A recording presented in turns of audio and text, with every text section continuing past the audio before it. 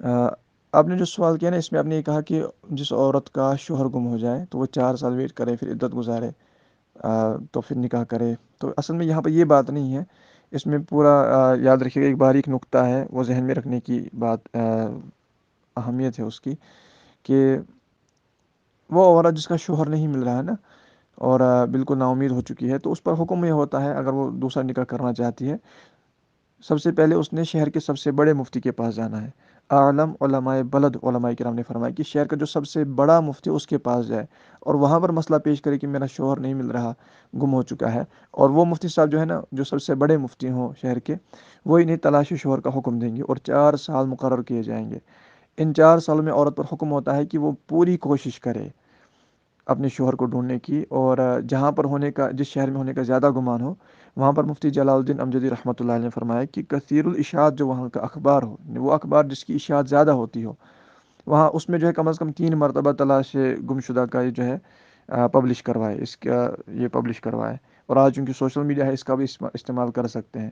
لہٰذا پوری جب یہ کوشش کرے گی اور شوہر نہ ملے 4 سال تک، اس کے بعد اس نے حکم یہ ہوتا ہے کہ یہ پھر سے عالم علماء بلد، یعنی شہر کے سب سے بڑے مفتی کے پاس جائے گی اور اپنے سارے ثبوت لے کر جائے گی، اخبارات وغیرہ پیش کرے گی کہ میں نے اپنے شوہر کو تلاش کرنے کی پوری کوشش کی ہے، وہ نہیں مل رہا. اور وہ مفتی صاحب جو ہے پورا غور کر کے پھر فسخ نکاح کا حکم دیں گے. اب جا کے اس پر حکم ہوتا ہے کہ عدت گزارے 4 ماہ 10 دن، عدت وفات، اور اب جس سے چاہے نکاح کر سکتی ہے.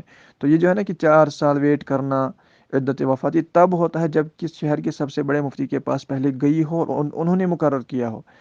اگر خود بخود اس کے پاس جائے بغیر ہی کوئی عورت اس طرح کرتی ہے، بھلے وہ 10 سال یا 20 سال ویٹ کرے، وہ معتبر نہیں ہوں گے، یہ یاد رکھیے گا. اس میں لازم ہوتا ہے کہ سب سے پہلے جو ہے نا یہ اس طرح پروسیس کو فالو کیا جائے. خود بخود کرے گی تو وہ معتبر نہیں ہوگا. اور اب آپ نے پوچھا ہے کہ اس کے بعد بھی اگر شوہر آ گیا، پہلے تو نہیں ملا، اب شوہر آ گیا تو کیا حکم ہوگا؟ تو اس صورت میں حکم یہ ہوتا ہے کہ یہ عورت جو ہے نا اس شخص کو لوٹائی جائے گی، پہلے شوہر کو لوٹائی جائے گی.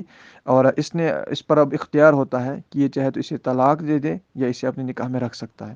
اگر طلاق دے دیتا ہے تو اب یہ عورت جو ہے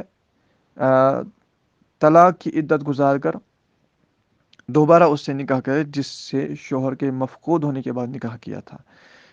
فتح رضی میں ایسا ہی ہے، اور مفتی جلال الدین امجدی رحمۃ اللہ نے بھی ایسا لکھا ہے.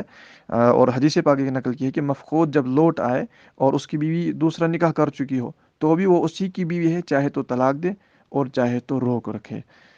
تو اس کی تفصیل اگر آپ پڑھنا چاہتے ہیں تو مفتی جلال الدین امجدی رحمۃ اللہ علیہ فیض الرسول میں انہوں نے کتاب جو ہے دوسرے جلد میں اس کا ایک باب باندھا ہے، فتح فقہ ملت، اس میں بھی اس کا ایک باب ہے.